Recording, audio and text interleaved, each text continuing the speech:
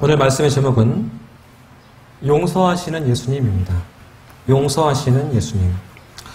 오늘 우리는 다시 한번 신비한 예수님의 아름다운 모습을 보게 하는 그런 본문을 접합니다. 하지만 또 한편으로는 우리 인간이 어떻게 이렇게 잔인할 수 있을까? 어떻게 이렇게 비정할 수 있을까? 그런 인간의 모습도 오늘 본문에서 볼 수가 있습니다. 오늘 본문에 대한 이야기는 너무나 잘 아시는 이야기이고 또 예수님을 믿지 않는 사람들, 또 알지 못하는 사람들도 또 문학한 사람들 같은 경우에는 누가 이 여자를, 이 사람을 돌로 치겠느냐 하면서 글을 쓰기도 하는 그런 유명한 내용이기 때문에 특별히 이야기하지는 않겠습니다. 범죄한 한 여인을 두고 이 문 앞에 범죄한 여인 앞에서 예수님께서 그를 어떻게 대하시는지 우리가 좀 더 가까이 보면서 이것을 통해서 보여주시고 가르치시는 주님의 교훈이 무엇인가 다시 한번 생각하는 시간이 되었으면 좋겠습니다. 본문 가운데서 우리는 예수님께서 가르치시는 중요한 교훈을 발견할 수가 있습니다. 그것은 예수님은 공평하시다는 거예요. 치우치심이 없다는 겁니다. 이것을 어떻게 알 수 있는가 하면 바리새인과 서기관들이 이 범죄한 여인을 끌고 왔습니다. 그리고 예수님 앞에 서서 이 여인이 범죄했습니다. 돌에 맞아 죽는 것이 마땅합니다. 그렇게 말할 때 예수님께서 아니다. 이 여인은 그럴 만한 죄를 저지르지 않았다. 그만한 일을 가지고 그러느냐. 그렇게 말씀하시지 않았습니다. 너희들 말대로 이 여인이 죄가 있다 하면서 말씀하셨어요. 그러면서 동시에 예수님은 죄를 그 여인의 입장에만 제한하지 않으시고 이 여인뿐만 아니라 너희들도 똑같이 죄가 있다. 이 여인이나 너희나 다 같은 죄인이다 라고 공평한 선언을 하고 계십니다. 우리는 다른 사람이 죄인이길 바랍니다. 그리고 그 다른 사람이 죄인인 것을 즐거워합니다. 그리고 자기는 마치 죄인이 아닌 것으로 착각을 하면서 다행스럽게 그렇게 생각하면서 사는 사람들이 참 많이 있습니다. 하지만 우리는 다 죄인입니다. 하나님 앞에서 다 죄인입니다. 삶을 살면서 참 철저하게 공평한 것은 하나님 앞에서 누구나 죄인이라는 것이죠. 예수님께서 죄 없는 자가 돌로 쳐라 라고 말씀하셨는데 바리새인들이 듣기에는, 바리새인들이 보기에는 이 말은 굉장히 자존심이 상하는 그런 말이에요. 바리새인들을 보십시오. 오늘 본문의 바리새인들을 보십시오. 범죄한 여자에게 배려가 없어요. 잡아서 벌을 주어야 하는 입장이라면 그냥 자기들끼리 벌을 주면 됩니다. 근데 이들은 여자를 데리고 끌고 왔어요. 질질 끌고 왔습니다. 어떻게 끌고 왔는지는 자세히 모르겠지만 우리가 상상을 해볼 수는 있잖아요. 어떻게 끌려왔겠습니까? 바닥에 넘어지면서 또 머리가 헝클어지고 옷이 찢기면서 상처가 났을 겁니다. 참 비참한 모습이었을 거예요. 그리고 얼마나 수치심을 주면서 또 모멸감을 주면서 데리고 왔겠습니까? 바리새인들이 그렇게 질질 끌고 왔다는 거예요. 비정하게, 잔인하게, 몰인정하게 끌고 왔습니다. 그런데 이 바리새인들이 어떤 사람들입니까? 하나님을 잘 믿는 사람들이에요. 율법을 철저하게 지키는 사람들이에요. 여러분과 제가 회개해야만 하는 것입니다. 신앙생활 하면서 회개해야 할 부분이에요. 믿는 사람들이 때로는 더 비정합니다. 더 잔인합니다. 실수를 봤을 때, 남의 잘못을 보았을 때에 믿는 사람들이 더 비정합니다. 그냥 안 믿는 사람들은요, 그냥 술 한잔 하면서 싸웠다고 할지라도 화해를 하는 경우가 있다고 합니다. 근데 우리는 하나님의 의를 부르짖으면서 하나님 말씀을 들으면서 화해하지 못하는 경우가 얼마나 많습니까? 사람을 증오하고 멸시하고 무시하고 그런 태도를 얼마나 많이 가집니까? 상대방의 입장, 상대방의 상황을 고려해 주지 않는 경우가 너무나 많습니다. 바리새인들은 하나님을 잘 아는 사람임에도 불구하고 이렇게 행동한 것입니다. 우리가 사람을 대할 때에 어떻게 하면 도와줄까? 어떻게 하면 그 사람을 위로해 줄까? 어떻게 하면 그 사람을 감싸줄까? 그런 태도와 마음이 먼저 있어야 할 것입니다. 혹시 누군가 나쁜 소문을 들었어요. 다른 사람에 대한 나쁜 소문을 들었다고 합시다.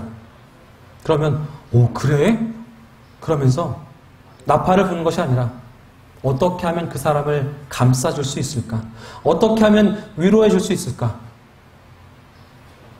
어떻게 하면 달래줄 수 있을까? 그것을 먼저 생각을 해야 한다는 것입니다. 어느 대학에 학생 가운데 문제 학생이 있었어요.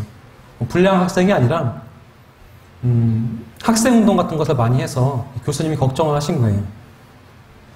교수님이 학생을 만나고 싶어서 약속을 했습니다. 근데 약속 시간이 10분, 20분 지났는데 안 오는 거예요. 1시간이 넘도록 안 오고 있었습니다. 교수님이 화가 나죠. 이 녀석이 날 무시하나? 이 학생이 날 무시하나? 그런 마음이 들었던 거예요. 그래서 굉장히 화가 나 있는데 멀리서부터 달려온 소리가 들립니다. 노크를 하죠. 똑똑똑. 문을 벌컥 열고 들어오는 학생의 몸에서 땀이 줄줄 떨어지고 있습니다. 너무나 미안한 얼굴이 보이는 거예요. 교수님이 그 모습을 보고 아, 네가 시간이 늦어서 걱정을 많이 했구나. 괜찮아. 나는 시간이 많기 때문에 기다릴 수 있었어. 그리고 네가 늦은 덕분에 책도 많이 볼 수 있었다. 괜찮아. 너무 걱정하지 마. 이렇게 말하니까 이 학생이 어때요?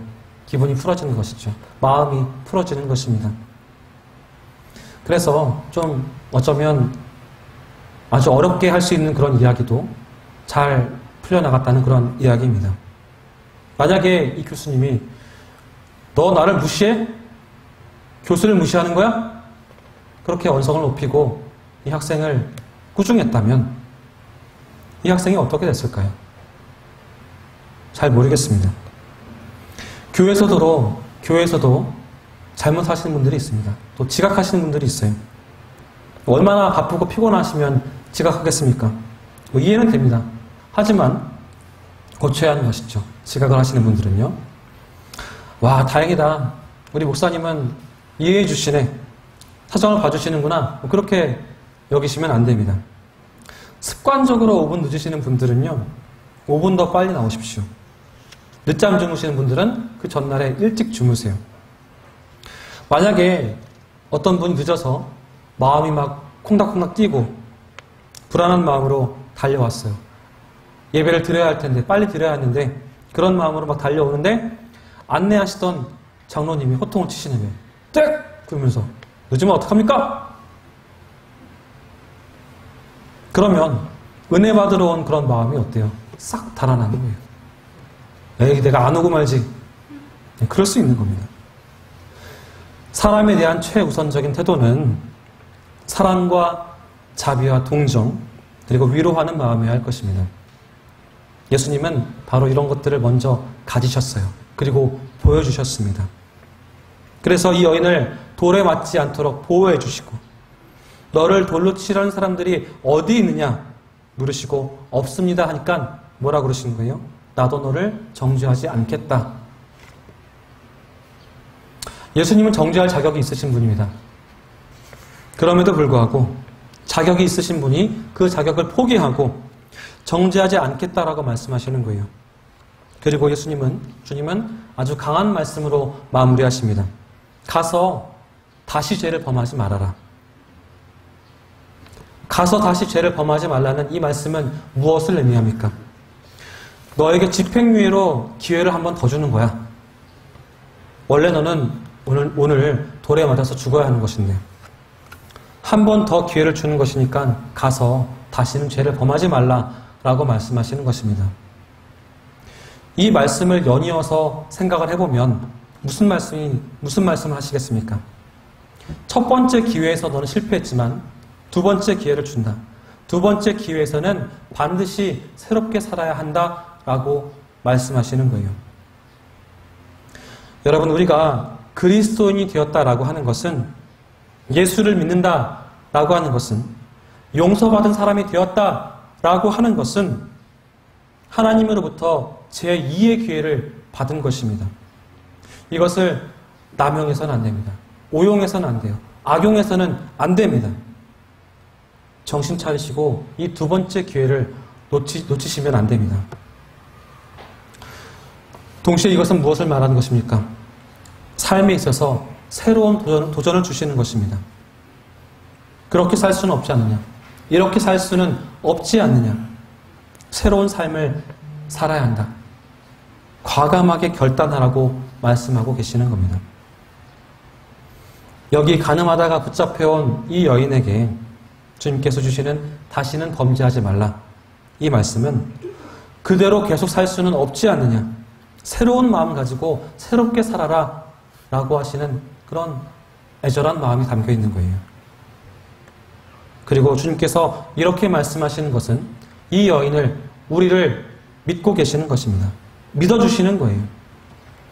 나도 너를 정죄하지 않는다. 가서 다시는 범죄하지 말아라. 나는 너를 믿는다. 내가 네 편이 되어줄게. 네가 새로운 삶을 살 것을 나는 확신한다. 그런 신뢰를 보여주고 계시는 거예요.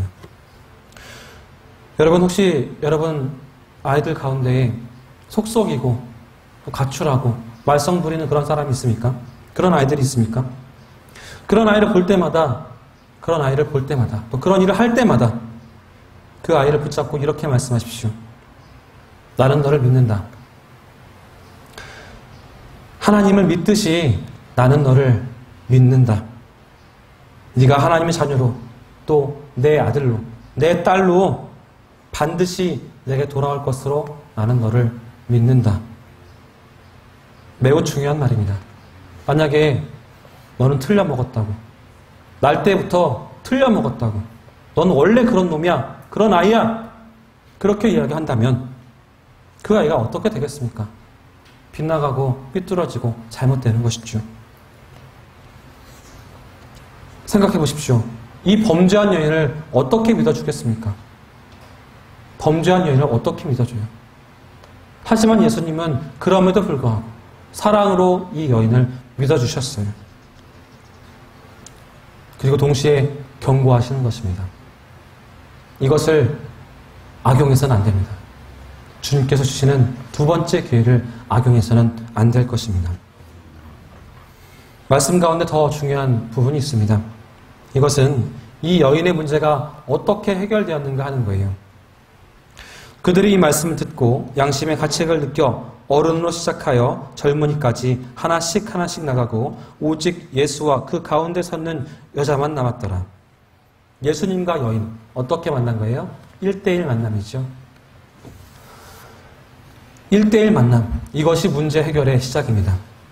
내 생애의 변화는, 내 삶의 변화는 1대1 만남에서 시작되는 것입니다.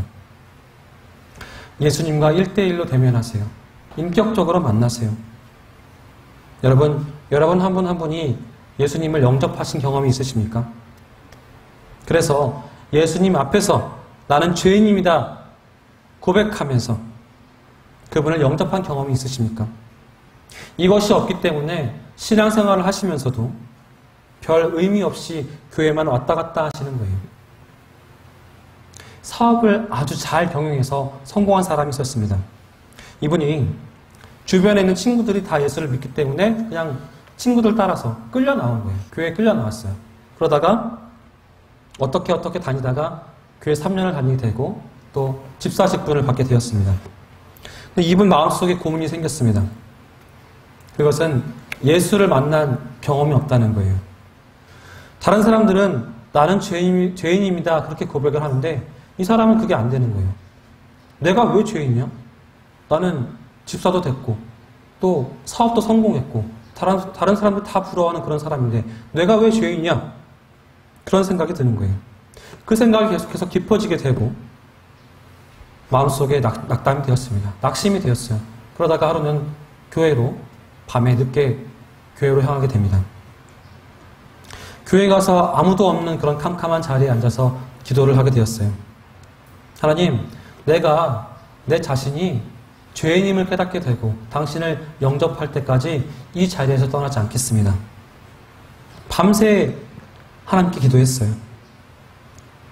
기도를 잘 못할 때에는, 하기 힘들 때에는 그냥 주님, 주님 부르면서 할렐루야, 할렐루야 하면서 다른 이들을 흉내내면서 그렇게 기도했습니다. 그러다가 자기가 죄인임을 깨닫게 되었고 주체할 수 없는 눈물을 흘리면서 예수님을 영접하게 되었어요. 이분이 당신께서 어떻게 예수님 만나게 되었는지 자세하게 말씀하지는 않았습니다. 그렇게 기록되어 있지는 않았어요.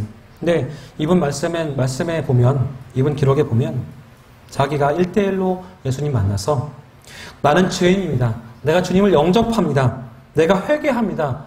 그런 분명한 결단을 했다고 그렇게 되어 있습니다. 이게 분명해야 돼요. 1대1로 주님을 만날 수 있어야 됩니다. 그 만난 체험이 분명해야만 합니다. 만났을 뿐만 아니라 거기에서, 그 만남에서 용서받은 체험 또한 있어야 할 것입니다. 그것이 없기 때문에 감격이 없는 거예요. 어느 크리스찬 작가가 이런 고백을 했습니다. 이분이 소아마비에 걸리신 분이에요. 그래서 사람들로부터 많은 상처를 받았어요. 어떻게 합니까? 이 몸도 불편한 사람아, 당신이 무슨 글을 쓰느냐, 그렇게 말을 하는 거예요. 물론 제가 순화해서 말했지만 어떤 말을 했는지 대충 상상이 되시죠? 이 몸도 불편한 사람아 그러면서 네가 무슨 글을 쓰느냐. 이분은 세상을 부정하고 저주할 만한 그런 조건을 가지신 그런 분이에요. 이분이 어느 날 한 작품을 쓰기 위해서 천일 기도를 작정하셨습니다. 3년 동안 기도를 하시는 것이죠. 이분이 마지막 날 기도를 하시면서 이렇게 말씀했어요. 이렇게 기도했습니다. 하나님, 오늘 끝나는 날인데 저에게 특별한 은혜를 주셔야 하지 않겠습니까? 특별한 은혜를 주십시오. 특별한 말씀을 주십시오. 그렇게 기도를 했어요. 그런데 그날 주님께서 특별한 음성을 주셨어요. 특별한 응답을 주셨습니다. 1000일 동안 기도를 했는데 주님의 음성이 이랬어요. 너는 죄인이다. 1000일 동안 작정 기도했는데 주님 주시는 은혜의 말씀이 너는 죄인이다 라는 거예요. 이분은 정말 죄인된 자기의 모습을 보았습니다. 그리고 삶이 바뀌어졌어요. 작품 세계가 바뀌어졌습니다. 여러분, 예수님을 어떻게 만나셨습니까? 어떻게 만나셨습니까? 1대1로 만나셨는지요? 용서의 체험이 있으신지요? 눈물의 감격이 있으신지요? 주님과의 1대1 만남이 나의 삶의 전환점이 됩니다. 헌신의 이유가 되고, 봉사의 이유가 되고, 기쁨의 이유가 됩니다. 감사의 이유가 됩니다. 이 만남이 없다면 신앙생활이 매우 고달픕니다. 힘이 들어요. 우리가 언제나 부르는 찬양이지만 나 같은 죄인 살리신 주 은혜 놀라와 잃었던 생명 찾았고 광명을 얻었네. 이제껏 내가 산 것도 주님의 은혜라.